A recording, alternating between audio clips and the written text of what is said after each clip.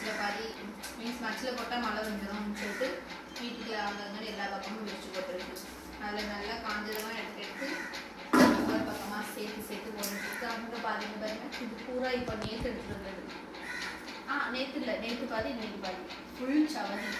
வீடு முழுக்க வெங்காய ஸ்மெல் தான் எங்கள் வீட்டில். நல்ல அப்படியே அரைக்குறையா முதல்ல ஒரு ரவுண்டு 2வது ரவுண்டுன்னு இருக்குது. ஏன்னா மழை திடீர்னு வருது திடீர்னு போகுது.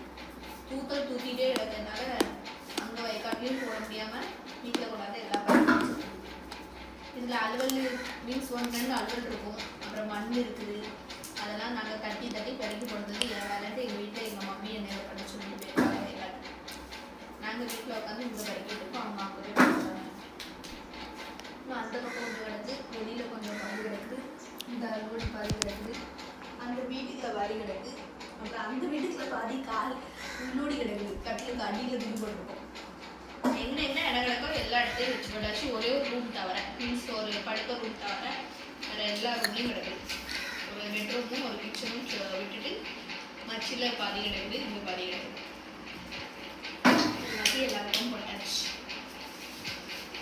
வெங்காய ஸ்மெல்லுக்குள்ள நாங்கள் உட்காந்துருக்கோம். வந்து ஆக்சுவலாக எங்கள் வீட்டில் வெங்காயம் எடுக்கிறது எனக்கு தெரியாது. எடுத்தாங்க அப்படின்னு சொன்னாங்க. பட் நான் நினச்சேன் கொடுத்துட்டாங்க போல எல்லாத்தையும் எடுத்து அப்படின்னு நினச்சிட்டு தான் நான். இங்கே வந்து பார்த்தா வீடு முழுக்க வெங்காயம் கிடக்குது. இதுதான் வீட்டில் உட்காந்து நாங்கள் வேலை பார்த்துட்டு இருக்கோம். வந்து 2 நாள் வெளில போனேன். அதுக்கப்புறம் போகல. இது கம்ப்ளீட் பண்ணதுக்கப்புறம் எங்கள் மம்மி போகணும்னு சொல்லியிருந்தாரு. அதனால நாங்களும் வெயிட் பண்ணுறோம். ஏன்னா வயக்காட்டில் போட்டுட்டு நம்ம எங்கேயும் ஃப்ரீயாக போக முடியாது. அது கம்ப்ளீட் ஆகி எடுத்து முடிச்சாதான் நம்மளுக்கும் நிம்மதி, அவங்களுக்கும் மீன்ஸ் விவசாயிகள். வெயில் வரவனா இருந்ததுன்னா இப்போ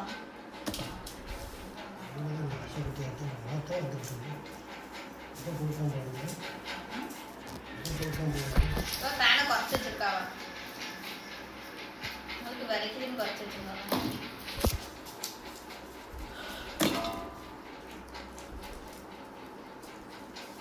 அது ஒரே சவதியாக இருக்குண்ணே. அறிவு இருக்கா இல்லை எப்படி?